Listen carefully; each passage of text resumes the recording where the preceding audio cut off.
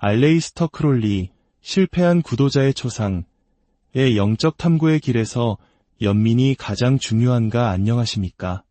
깊이 있는 지식과 역사에 숨겨진 이야기를 탐구하는 시간입니다. 오늘 우리는 20세기 가장 논란이 많았던 인물 중 한 명인 알레이스터 크롤리를 통해 신비주의적 수행과 영적 탐구의 길에서 연민이라는 감정이 왜 그토록 중요한지에 대해 이야기 나누고자 합니다.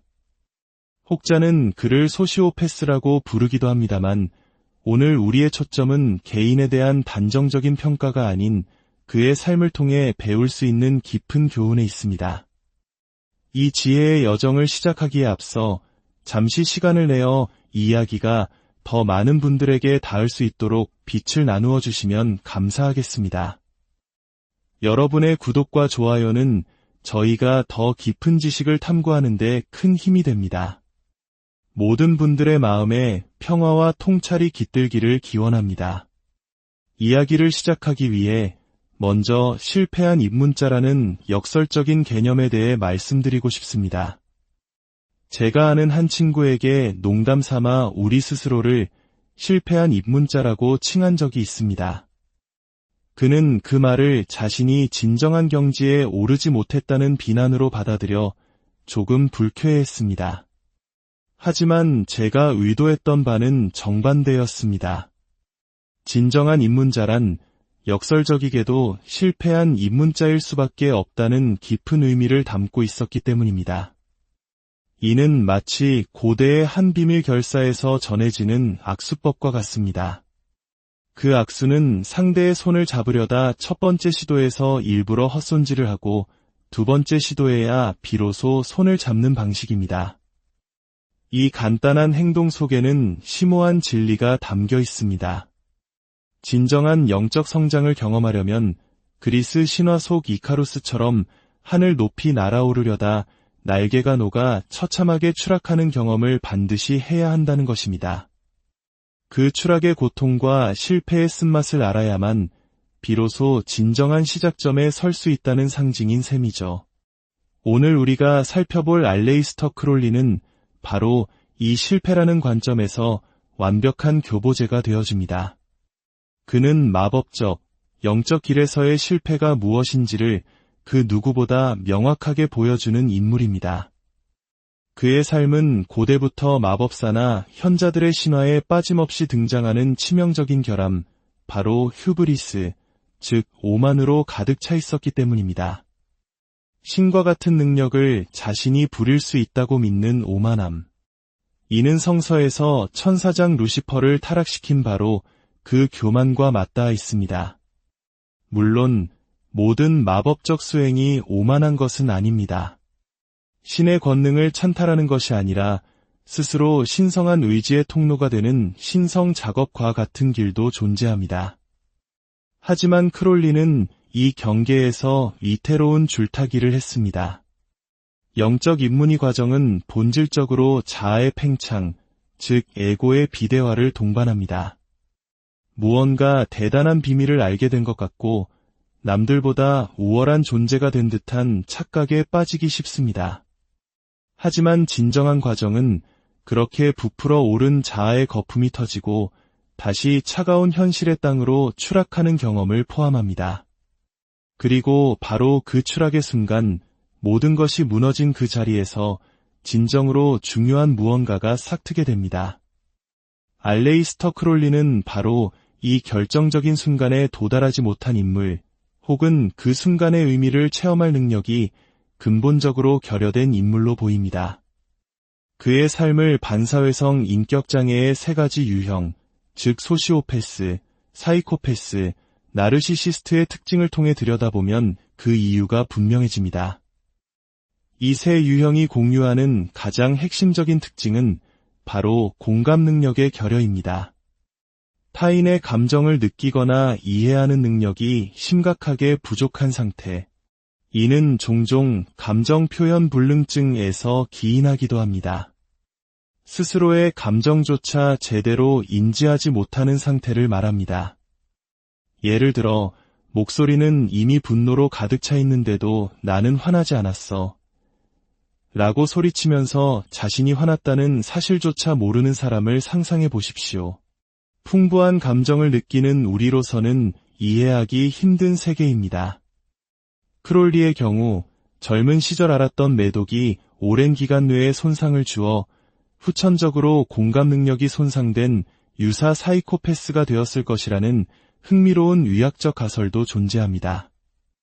이유가 무엇이든 그의 삶의 궤적과 저작들은 공감 능력이 부재할 때 한 인간이 어떻게 변해가는지를 여실히 보여줍니다. 그의 자서전이나 소설을 펼쳐보면 진정한 의미의 공감이나 연민을 찾아보기란 극히 어렵습니다. 물론 사랑, 형제애, 자비와 같은 단어들은 자주 등장합니다. 하지만 이는 공감 능력이 없는 이들이 주변에 동화되기 위해 사용하는 교묘한 위장에 가깝습니다. 그가 쓴 소설 속 인물들은 대부분 작가 자신의 연장선이거나 그가 경멸하는 인물들을 조롱하기 위한 캐리커처에 불과합니다. 유머 감각조차 타인을 비하하고 그들의 희생을 발판 삼아 빛을 발하는 시기였습니다. 그의 글은 철저히 자기중심적입니다. 자서전에는 나, 나의, 내 자신이라는 단어가 셀 수 없이 등장합니다. 흥미로운 것은 그가 자신의 제자들에게는 나라는 1인칭 대명사를 사용할 때마다 면도칼로 팔을 그으라는 가혹한 규율을 강요했다는 점입니다. 이는 자신의 가장 큰 결점을 타인에게 투사하고 처벌하는 나르시시스트의 전형적인 방어기제라 할 수 있습니다. 또한 그는 사랑이라는 숭고한 감정을 종종 육체적 쾌락, 즉 섹스와 혼동했습니다. 그가 사랑과 연민을 이야기할 때조차 그 내용은 여성의 육체에 대한 예찬이나 에로틱한 이미지로 기결되는 경우가 많았습니다. 진정한 교감 없는 일방적인 탐닉에 가까웠습니다. 동물에 대한 그의 태도에서도 이러한 특성은 드러납니다. 사이코패스 성향의 인물들이 유독 개를 좋아하는 경우가 있는데 이는 개가 보여주는 무조건적인 충성과 사랑이 그들의 자기애를 충족시켜주기 때문입니다. 개는 그들에게 자아의 연장선이자 통제 가능한 도구일 뿐입니다. 반면 독립적이고 주인의 통제에 쉽게 따르지 않는 고양이에 대해서는 적대감을 드러내는 경우가 많습니다. 고양이의 매력을 이해하려면 그들의 입장에서 생각해보는 공감 능력이 필수적이기 때문입니다. 실제로 크롤리는 자신이 운영하던 텔레마 사원에서 유식을 치른다는 명목으로 고양이를 죽였다는 끔찍한 기록을 남기기도 했습니다. 그렇다면 사람들은 왜 그토록 위험하고 자기중심적인 크롤리에게 매료되었던 것일까요? 이는 나르시시스트가 가진 특유의 매력과 관련이 깊습니다. 그들은 언제나 무언가 비밀을 감추고 있는 듯한 신비로운 분위기를 풍깁니다. 그리고 추종자들에게 이렇게 속삭입니다. 내가 나를 기쁘게 하고 내 기준을 통과한다면 나의 비밀스러운 이너서클 내에 들어오게 해주겠다. 그러면 너는 특별한 존재가 될 것이다. 사람들은 그 미지의 이너서클에 들어가기 위해 맹목적으로 헌신합니다. 하지만 그 문을 열고 들어갔을 때 마주하는 것은 끔찍한 공허함뿐입니다. 그곳에는 아무런 비밀도 심오한 진리도 없습니다. 텅 빈 심장을 가진 나르시시스트 자신만이 존재할 뿐이죠. 에드거 앨런 포의 소설이 보여주듯 세상에서 가장 끔찍한 공포는 사이코패스의 희생자가 되는 것이 아니라 영혼 없는 사이코패스 자신이 되는 것입니다. 크롤리의 가르침은 종종 자신의 나약함을 혐오하는 사람들에게 강하게 어필합니다. 약한 자는 경멸받아 마땅하다는 식의 힘의 논리는 내면의 약점과 마주할 용기가 없는 이들에게 달콤한 유혹이 됩니다. 또한 사회나 제도 같은 외부의 제약에만 분노를 표출하게 만듭니다. 정작 자신을 옭아매는 가장 큰 감옥, 즉 자기 내면에 괴물을 만드는 자는 보지 못한 채 말입니다. 한국의 옛말에 마음속의 마군이라는 표현이 있듯 모든 문제는 외부가 아닌 내부에서 비롯됨을 그들은 깨닫지 못합니다. 자, 이제 이야기의 핵심으로 들어가 보겠습니다. 그렇다면 왜 이토록 공감과 연민이 영적 수행에서 결정적으로 중요한 것일까요? 이는 단순히 착한 사람이 되자는 도덕적 훈계가 아닙니다. 그 중요성은 서양 마법의 가장 기초적인 의식 중 하나인 오망성 소추방 의식의 진정한 의미를 통해 이해할 수 있습니다.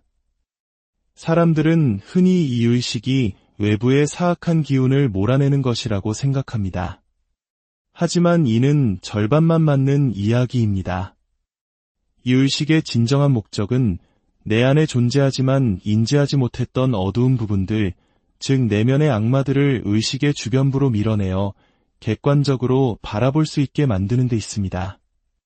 이때 우리가 저지르는 가장 큰 실수는 그렇게 밖으로 밀려나 모습을 드러낸 악마가 문제의 본질이라고 착각하는 것입니다. 그것은 2차적인 현상일 뿐입니다.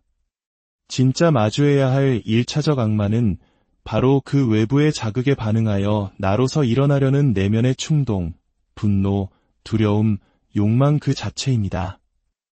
이 내면의 악마를 마주했을 때 공감 능력이 없는 사람은 중세의 퇴마사처럼 행동합니다. 사악한 악마야, 내 영혼에서 떠나가라. 고 소리치며 그것을 억누르고 추방하려 합니다. 하지만 그럴수록 악마는 더욱 강해져서 돌아올 뿐입니다. 이는 마치 트라우마를 잊기 위해 술을 마시는 것과 같습니다. 술을 마시는 순간에는 괴로움이 사라지는 듯하지만 술이 깨면 더 큰 고통이 밀려오는 것과 같은 이치입니다. 진정한 수행자는 다르게 행동합니다. 그는 자신 안에서 일어나는 그 끔찍한 공포, 고통, 수치심, 욕망을 회피하지 않고 온전히 느껴줍니다. 바로 여기서 연민이 작동합니다. 아, 내가 이런 상처 때문에 이렇게 발버둥 치고 있었구나.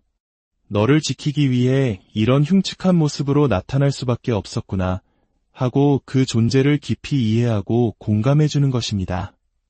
이러한 연민의 시선 아래 내면의 악마는 두 가지 길을 걷게 됩니다. 하나는 자신을 옥죄던 원한과 상처를 풀고 빛 속으로 사라지는 것입니다. 다른 하나는 더 이상 파괴적인 적이 아니라 나의 충실한 조력자, 즉 패밀리어가 되어 나의 여정을 돕는 존재로 변모하는 것입니다. 이것이 바로 연민을 통해 이루어지는 진정한 변환의 마법입니다. 이 과정을 거치지 않고서는 아무리 강력한 의식을 행하고 신비로운 지식을 쌓아도 결국 크롤리처럼 자기 자신의 오만과 공허함 속에 갇히게 될 뿐입니다.